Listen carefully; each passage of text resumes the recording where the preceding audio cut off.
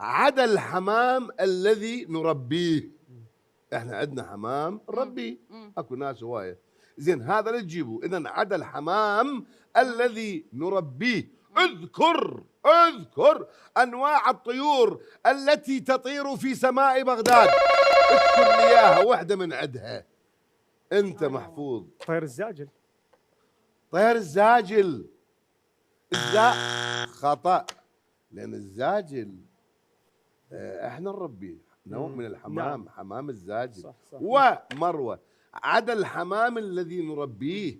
اذكري انواع الطيور التي نراها في سماء بغداد. النوارس. يا سلام، النوارس طبعا، وما اكثرها في نهر دجله. يا سلام، خاصه هي بالميمون. طبعا مروه اختي وخامس احتمال.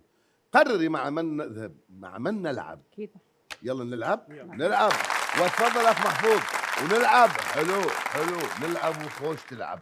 محمد، عدا الحمام الذي نربيه اذكر انواع الطيور التي تطير في سماء بغداد. قالت النوارس وبعد الغراب.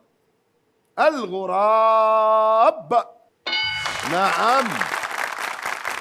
هروى، انت شو تقولين؟ شو تشوفين في سماء بغداد من طيور؟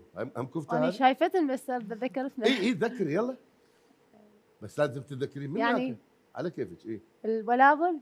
ما ادري. البلابل. ايه يلا باع علي. بلابل. البلابل. البلبل.